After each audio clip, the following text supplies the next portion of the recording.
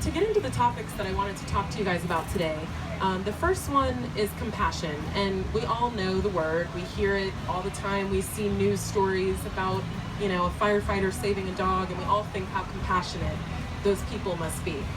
So the thing that I want to talk about with compassion, I guess I'll start by telling you guys a little story about a mouse, which sounds a little crazy, but I want to tell you about a mouse named Jade, and how she really changed my perspective, even as an animal lover. I've been an animal lover my entire life.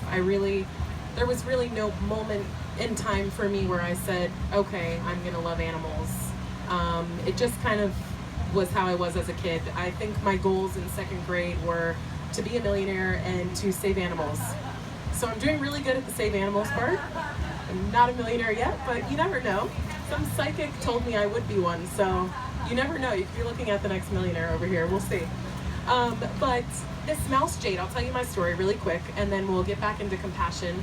I was in college, and I was looking for a pet store to just go buy some dog food one day. And I was standing in line, and I heard the gentleman in front of me say, yeah, I need to get some pinkies and fuzzies. And I was like, what does that even mean? I had no idea what that meant. And they pull out this brown bag, and I don't even know what was in the bag until I got up to the counter. I asked to see what was in the bag. And I see all these baby mice just in this brown bag, like, trying to climb out and save themselves. And there were two on the top that they call hoppers. These are terms, real terms for feeding snakes that I learned in college. And these two hoppers, I just couldn't leave them in the bag. So I took these two hoppers home with me. They told me that they were both female. And I was like, okay, great. So I got a little mouse cage. I ended up with 2 mice. My roommates thought I was crazy for getting mice, but I just had to do it. Well, they were not both female. And I ended up with 27 mice. And I'm not proud of that, but it happened. But in all of those 27 mice, there was one mouse, and her name was Jade. And Jade just completely opened my eyes to how sentient such a small animal could be. And she really opened my compassion towards such small animals. She would sit with me and do my homework. She would give me kisses. She would do all these cool tricks, sit on my bed with me. And mind you, this is a mouse. And it's something that we think of as a rodent. It's something that we call the exterminators to get rid of. And I formed this close bond with this mouse. And it was just really eye-opening for me, even as an animal lover. I never thought in a million years I would love a mouse this much. So watching her, she ended up having a litter, and she ended up getting cancer, which was absolutely terrible to watch. But in seeing her suffering and seeing how she was as a mother, just really brought a lot of perspective to me and showed me how much I wanted to help all animals, no matter how big or small they were, not just dogs and cats and elephants and primates and all these animals that we feel more compassion towards because they're closest related to us. So the reason I tell you guys that story is that I think a lot of the compassion that we can have in our daily lives comes from connecting. And I think that through my connection with Jade, I really saw how sentient these beings were and how they suffered the same as us and how they felt the same and how they had happiness and pleasure. And that's something that I just really want to leave you guys with, is just try to connect a little bit more. We hope, I don't know in the audience who's vegan, vegetarian, if you're eating meat, I'm not gonna go into a vegan spiel on it, but something that I think people lack is connection. And I think connecting, whether it's another human being that you're passing on the sidewalk, say hi and smile. If you see a homeless man, you never know. We see a lot of them, we think they all, they must all be crazy, they're all on drugs or whatever the case might be, but you never know. So just take a minute, really get to connect, and I think that that's what really will bring compassion back into this world, and I think we need a lot of that these days. And then the other thing that I wanted to bring up was consciousness. So there's obviously 2 types of consciousness. The one I'm talking about is the state of being aware, and being aware of your own existence and your own surroundings. And I think that being conscious of your surroundings is such a big part of what we're lacking in this world today. We go into a supermarket and we're going through shelves of things that are marketed and packaged all nice and neat for us, but it doesn't say on the label that this palm oil has destroyed 100,000 acres in Borneo and you're killing orangutans and Sumatran tigers and pygmy rhinos. It doesn't give you that information up front. If it did, I guarantee you, would anyone here want to buy it? No. And it's the same with packaged meat. We package it, we call it different things, beef, veal. We name things, we package them to look like something that they're not without actually knowing what we're buying. So being more conscious as a consumer is kind of where I want to focus, because I think it's the best way that we can have an impact on society today in our daily lives. We all, most of us probably drive a car. Changing your car for an electronic car might, it might be a difficult thing to do. Installing solar panels and changing how you live, some of those things are kind of difficult. You can't just make those changes overnight. But one thing that you can change is the next time you're at the grocery store, the next time you're buying a t-shirt, the next time you're buying a pair of shoes. Know what you're buying and research your brands. And there's a lot of great apps out there where if you're at the grocery store, you can actually look it up. There's cruelty-free apps that are really great. There's Happy Cow, which tells you about vegan restaurants and vegan stores. And, it's not just to focus on being vegan, but it's just focusing on being a better consumer. And I'll tell you, there's one thing that I've noticed a lot in being I was a professional marketer for a long time. I worked for a lot of big brands. And something that I noticed was they're so good at giving us the propaganda and telling us that things are healthy and telling us that things are good for us. And one of my favorite examples of this that I always like to use is milk. You guys have seen the Got Milk commercials, right? We've all seen them. We've been inundated with them since I don't even know how many years ago. But what I found really interesting is that the milk commercials used to always talk about calcium, right? Calcium was the main source. Make sure you're giving your kids milk. And then all of a sudden, a few years ago, I noticed that the ads started changing and they'd stopped talking about calcium. And I was like, this is kind of interesting. And just being a marketer and working for some of these brands that I told you about, I did my research and I found that the US was one of the #1 countries for osteoporosis. And that just didn't make any sense to me at all. How are we the #1 country for osteoporosis, but we're pushing milk on everyone every single day, telling our kids to drink it all day long. It's on commercials. Everyone got milk. So it's interesting now, if you pay attention, just go home. Next time you're watching a TV commercial, I promise you, if you see a milk commercial, it'll be about protein or something else. They will not talk about calcium anymore. So, that's just a really good example. Obviously, there's tons of alternatives. You guys have been hearing a lot from other speakers today about, vegan alternatives, so I won't go there. But I just want to leave that with you to do your research. Take that extra step, because what you're buying does make a difference in society. It makes a difference around the globe. These villages that I work with in Africa, you have an impact on them. We're taking resources from them to have resources here for things that we don't really need. Around the globe, 70% of our agricultural land is used for the animals that we're eating. 70% of agricultural land. So 20% of freshwater around the globe, which we don't feel it here, but let me tell you, I see it in Africa every single day. I work with women that have to walk 4 kilometers, and that's what I work to bring water closer to them, but they don't have bottles of water sitting around like this.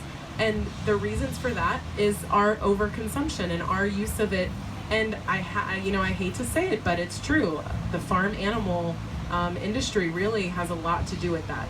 So it's not so much just about the cruelty, it's also about the environmental implications and the effects that we have on populations around the globe. So I just wanted to leave that with you guys. Also, another thing with factory farming, this is a topic that I focus a lot on. It's something I'm very passionate about. I am vegan, of course, but it just has so many different implications for the environment. Not only does it contribute to deforestation rates globally, a lot of the land that's being taken up right now around the globe is to feed the additional 9 billion people we're going to have by 2050. And a lot of that is for farm animals. So the environmental implications, the amount of water that's needed for even one cow, it's like 15,000 liters for 1 kilogram of beef. And we can all agree that that's not very sustainable. We could be using that to grow a lot of other things. So just think about that. And then also, when it comes to disease, a lot of these animals that are transported around the world, there's around 279 million tons of animal products that are going around this globe. And the craziest part about it is it's not regulated. No one regulates it. FAO regulates what comes into the US, but what's happening as they're going from ocean to ocean and plane to plane, there's no regulation on that whatsoever. So just keep that in mind. And also, another aspect of animal trade, and this is something, you know, with being a more conscious consumer, also thinking about the exotic wildlife trade. I don't know if you guys are familiar with that industry at all and how big it is. We're not even able to quantify the numbers of how big that industry is right now. But the exotic wildlife trade is a $1 billion industry. And you may not think you're directly benefiting it, but something to keep in mind when you're touring. I do a lot of traveling, and I love to buy trinkets from around the globe.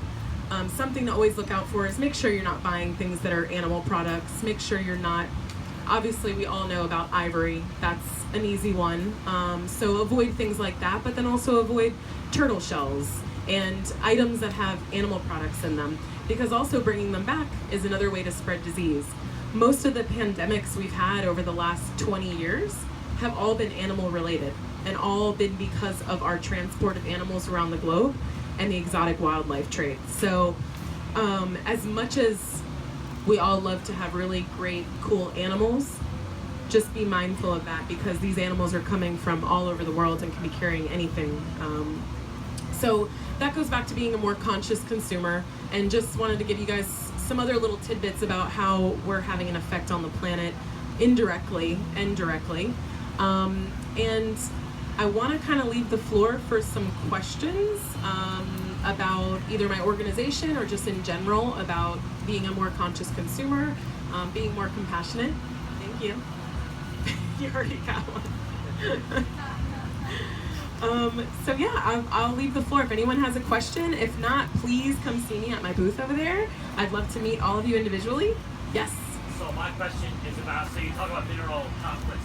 The Democratic Republic of Congo is being destroyed by all of our cell phones, all of our computers, all of our the technology dump over there is huge. Yeah, they mine minerals, they basically enslave people and keep them in camps and treat them horribly. Are there ways to probably more responsible consumer? Is there an electronics company or way to have technology that's sustainable? Is that even possible? Because I mean, locally, as a member of the Green Party, we're debating how do we buy technology in a responsible way that we need for our organization, and that's been one of the trickiest ones. You know, not buying animal products, not buying prison labor, not buying things that exploit sort of the kind of more obvious, but technology is pretty much all software. But you can get around that with open source software. Yeah. But in terms of the hardware, it's pretty impossible to get. So do you have any solutions or suggestions for that? That's a really good question, and that is an area that there's not a whole lot of sustainability around. And that's a great point. You brought up the Congo. I'm very familiar with that, and very familiar with the technology dumps. And I think I don't have an answer for you as far as a company that is promoting a more sustainable use of technology. But again, on the consumer side, we need to be asking for it. We need to send emails. We need to be writing Congress. You're working in policy. I think that's one of those things that probably comes from a policy standpoint.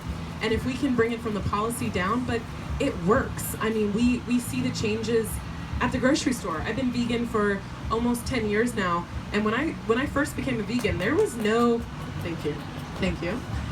There was no other alternatives except for soy milk. And there was really nasty cheese and the ice cream. I hope I'm not offending anyone, but I don't like rice stream ice cream. But I love Ben & Jerry's and all these amazing almond and coconut ice creams that have been coming out. Why do we have that now? Do you think it's because the companies just decided, you know what, guys, we're gonna try some different milks here? No, it's because we asked for it. So I think that, you know, circling back to the technology question, I think it's a great point. And if you figure something out, you let me know, because we're trying. Yeah, it's tough. Secondhand electronics we've been talking about, but then also there's also security concerns with Yeah. that. But I mean, the current debate is with security concerns versus the how it affects that. Yeah. That's kind of one of the areas I'm thinking about.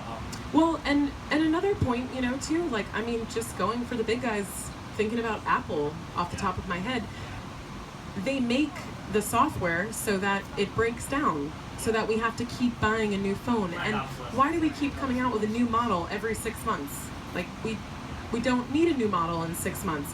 So I think it's changing that cycle and getting everyone to stop wanting to be an innovator and stop wanting to get the newest iPhone every 2 months. I mean, every cell phone company has like a plan for 6 months before the iPhone comes out that you can sign up for it. It's crazy. Yeah, it's crazy. Yeah. I just saw something on and that will never stop. We as consumers have to stop buying the cell phones agree. every 6 months. I agree. Not buying them for our kids every 6 months. Taping it until it falls apart. You know what I mean? It is. It's no, you're 100% right. 100%. Yeah. Oh, you got the old one. Yeah, you're better than me. Yeah. I still have my flip phone.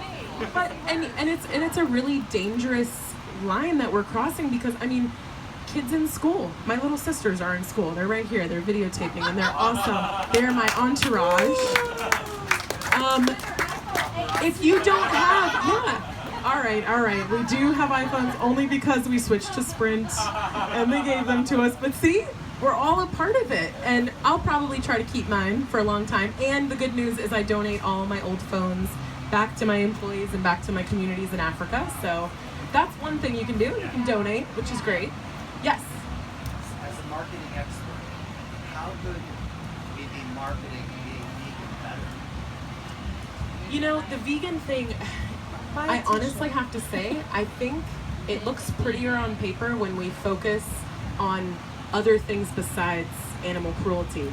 As much as I don't want to say that, and as much as I became a vegan because of animal cruelty, I think focusing on the other aspects, focusing on the environmental implications, and it's another one that policymakers, and it's a tough one, because I don't know if I used to go and lobby in Tallahassee every year with the Humane Society, and I'm probably going to try to do it again this year if I can.